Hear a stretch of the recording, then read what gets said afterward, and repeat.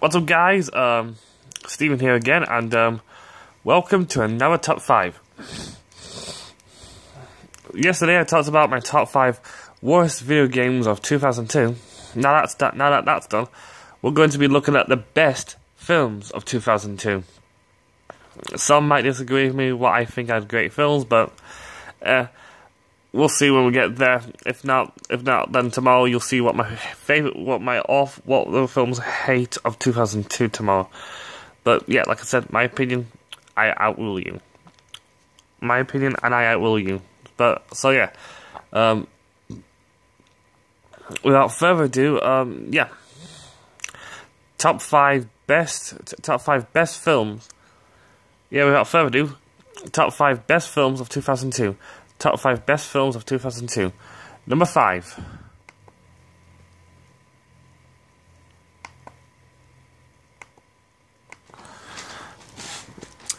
Resident Evil. The first Resident Evil movie, to be precise. I know a lot of people hate the Resident Evil movies, but I think, was it this year or was it last year when Resident Evil The Final Chapter came out? Because that movie was fucking awesome. It looks like there might be more Resident Evil movies after that, but people are like, oh, no more Resident Evil movies, please. Keep it animated. I will admit, the animated movies are good. Degeneration, good. Damnation, not too bad. But Resident Evil Vendetta, it didn't quite cut it for me. It was good, but not that great. I know, but all of these Resident Evil movies are my favourite. And they're like, oh, but they don't tie in with the video game properly. There's no character called Alice, and some of these characters are like in the video game. That's the whole point. It's not done by Uwe Boll, but it's actually done very well, considering it wasn't done by Uwe Boll, which is fucking great. This Resident Evil series is awesome.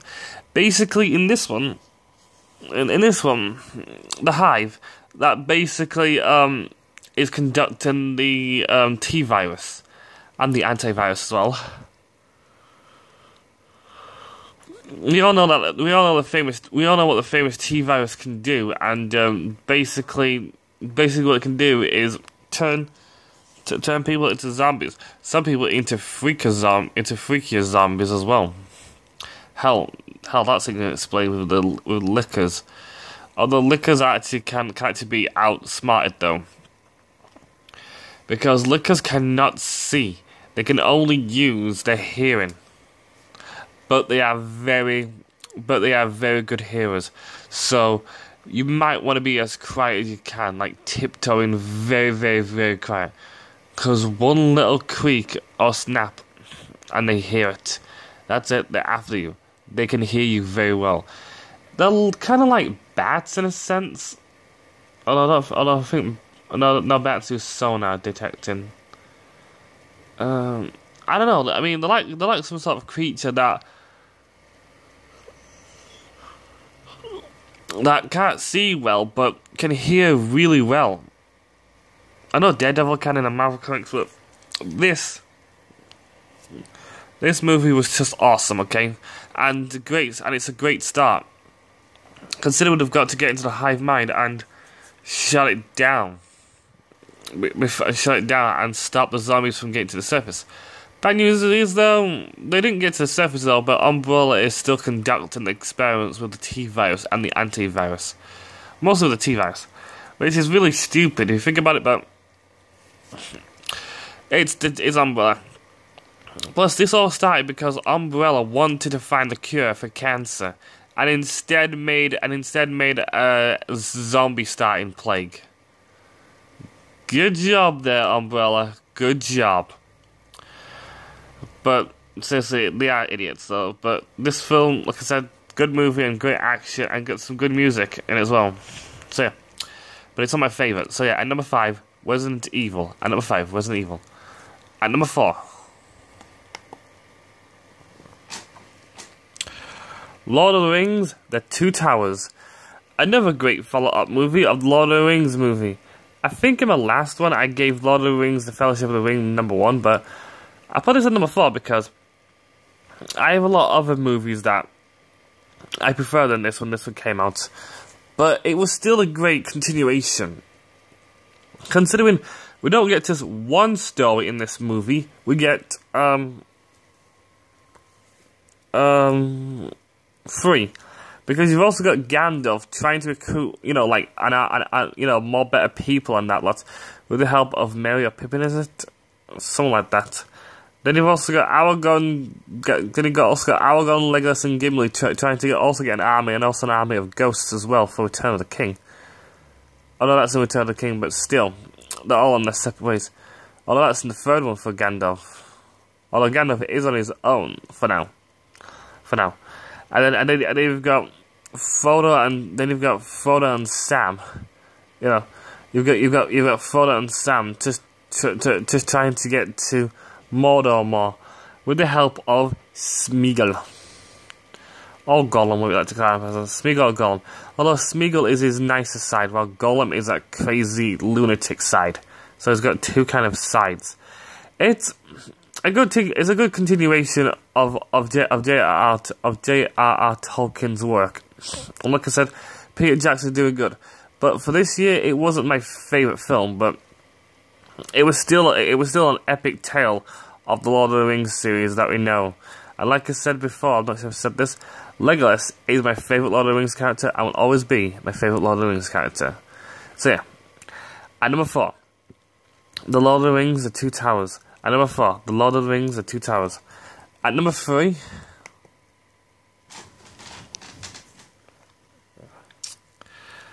Blade 2. Again, I think the first Blade came out in the 90s because I wasn't allowed to add the first. I can't add the first one. But then we've got Blade 2.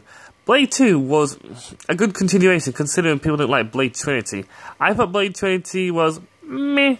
It was okay, but it wasn't the best Blade movie. Ryan Reynolds did good in the film, but even he couldn't save the film. It was still good, not terrible. But Blade 2 I loved a lot as well, because unlike the first Blade movie where he has to kill vampires and that lot, this one is a lot different.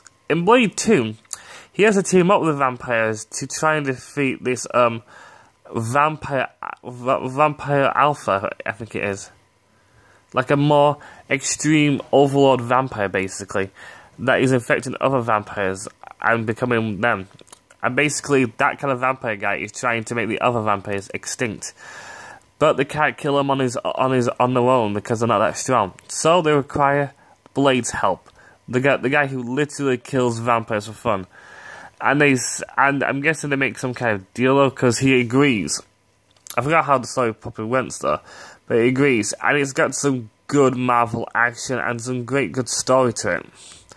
It's a good quality Blade movie.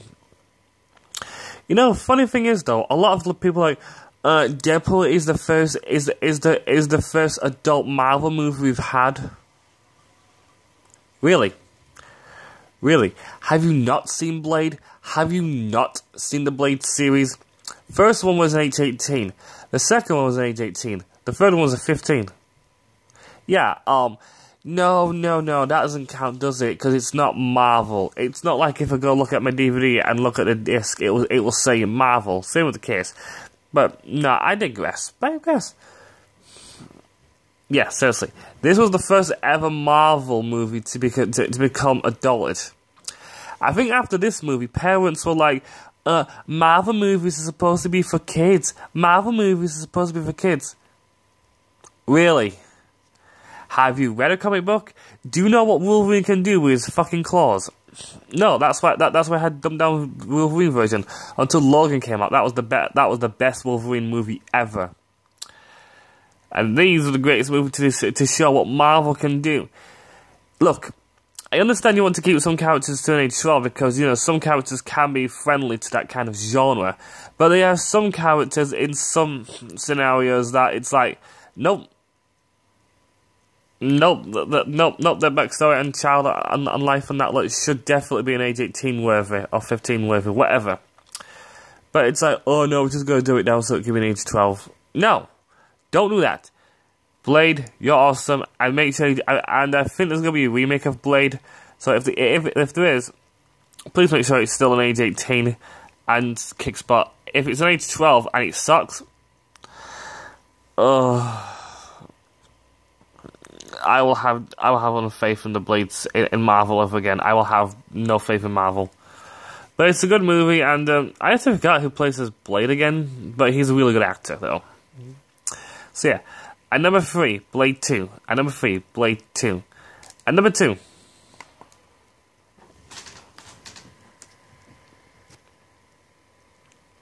Equilibrium. Again, another good movie. This has Keanu Reeves in it, but it's not my favourite movie. This is at number 2. It's basically Glamaton clerics, basically, a group of Glamaton clerics, and in the future, it's stated that emotions keep you down. So, Glamaton clerics are the people that kill people if they don't take this like pill that stops all emotions. If you've missed a pill, that means you'll get emotions back, and they don't want you to have that. So these Glamaton clerics kill you if you do, or even if you have anything that will make you feel happy or sad, then they kill you. And these people feel nothing.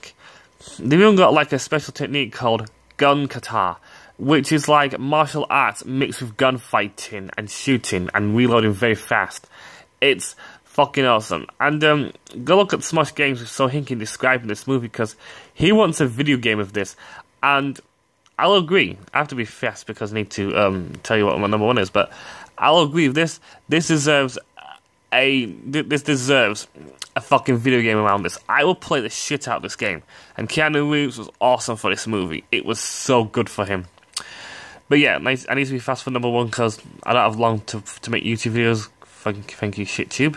But anyway, yeah, at number 2, Equilibrium. At number 2, Equilibrium. And my number 1 film of 2002 is 8 Mile. Now, Eminem is one of my favourite white boy rappers. There's not that many good white boy rappers. I mean, Dappy is okay, but Eminem is my favourite. He is fucking awesome. Or, if you want to call him his real name, Marshall Mathers. Marshall Mathers? I'm not sure if I said his last name right, but he's a good singer. And, well, I mean, a good rapper. And a very good actor as well. He's a very good actor.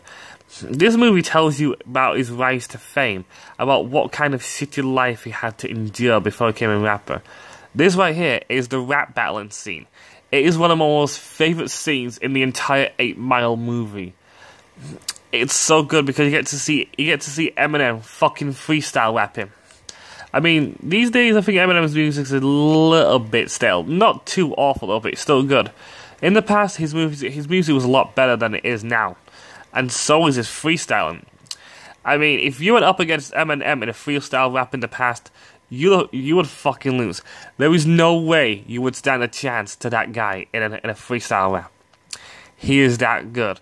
And it was an awesome movie it was an awesome movie and like an origin type thing to show you how hard his life was. 50 Cent's Get Rich or Die Trying's good as well, but I like this a lot more better. 50 Cent's a good rapper, but I prefer Eminem over 50 Cent. Not to be racist, but there's not that many great white boy rappers. A lot of black people can fucking rap because, you know, some black people are born to rap. While white people, it's more harder though because we're mostly born to normal sing. So, give Eminem credit. He is fucking good at what he does. He is the best rapper out there. I don't care what anyone says, he's the best rapper, and this movie fucking proves it. So yeah, at number 1, 8 Mile. At number 1, 8 Mile. Well guys, that's it for me today for my top 5 best films of 2002. Join me tomorrow when I talk about my top 5 worst films of 2002, and then we'll be in 2003 after that. Well guys, bye.